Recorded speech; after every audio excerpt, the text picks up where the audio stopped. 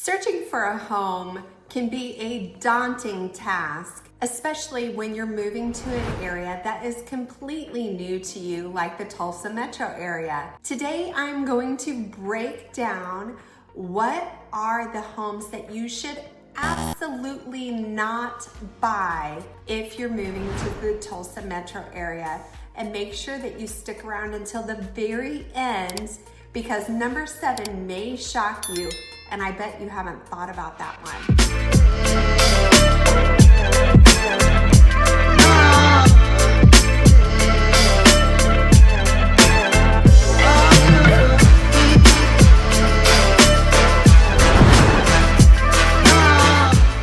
Hi, I'm Jessica Ford, and I am here to be your resource for all things real estate related in the Tulsa Metro Area. My team and I get calls, texts, and emails every day from people just like you, and we absolutely love it. So if you're moving to Tulsa and you want to make the absolute right decision, then stick around. This video is just for you. Let's jump right in. Home number 1, busy roads. Let's start with homes that back up to busy roads or sit right on a busy street. They may look nice, but trust me, these homes are hard to sell later.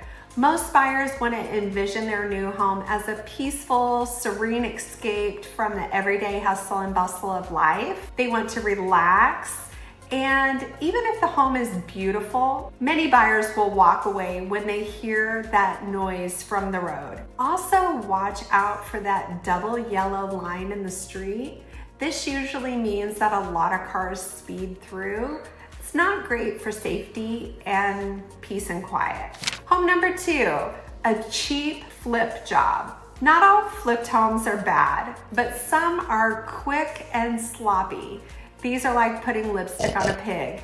They're pretty on the outside, but nothing important was fixed. If the roof is old, the plumbing is ancient, and the AC is original, but the cabinets are painted and there's new granite, that's a red flag. Also ask, did they pull permits? Did they use licensed contractors? If they can't answer those questions, then my suggestion would be that you just walk away.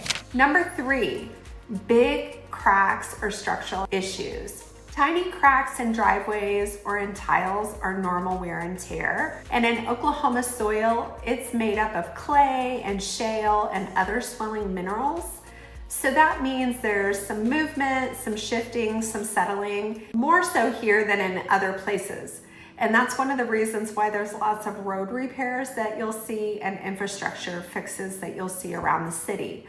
But when foundation cracks or there's shifted walls, don't ignore those. It could be from natural cracks, but if it's horizontal, then that could pose a problem. Usually when it's larger than a pencil size, 1/8 of an inch, that's when you want to call a structural engineer in to evaluate.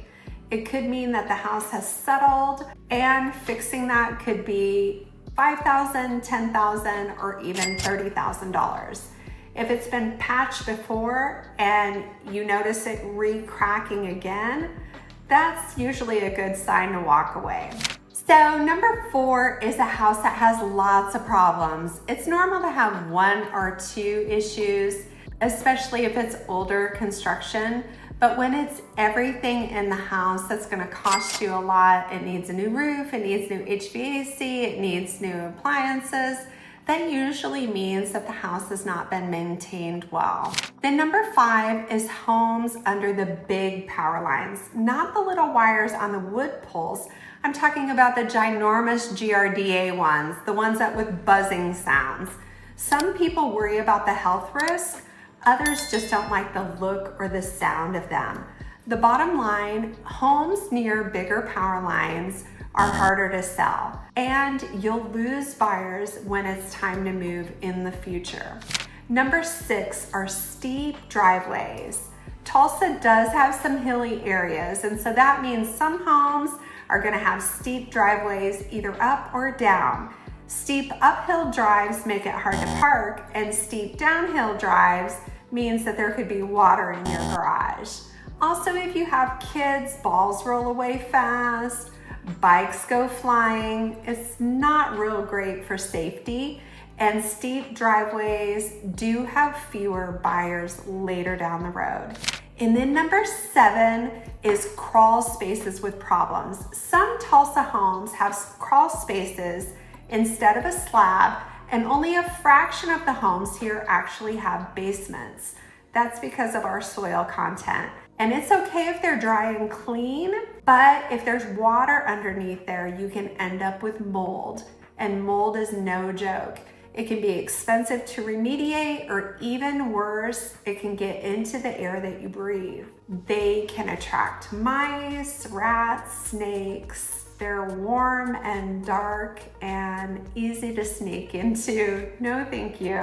I had a client buying an old craftsman style house in Midtown, and it looked great on the outside. It was completely renovated on the inside, which was exactly what she was looking for. But when we went to inspections, we found the HVAC system in the crawl space was leaking, and that mold was actually getting into the air vents and blowing it all over the house. And guess what? The seller had no idea. They weren't trying to hide it. They just didn't even know it was happening underneath their home. That's why inspections are so vitally important when purchasing a home. And that's why crawl spaces do deserve a closer look. All right, so I do need to know if you stuck around to the end. Have you ever thought about number 7 before, the crawl spaces? Let me know in the comments. I am very curious to hear. To recap, all 7 types of homes that you should not buy in the Tulsa Metro area. I want you to love your home, not regret it later. If you found this helpful, give it a like, hit subscribe for even more Tulsa real estate tips. Have any questions? Drop it in the comments.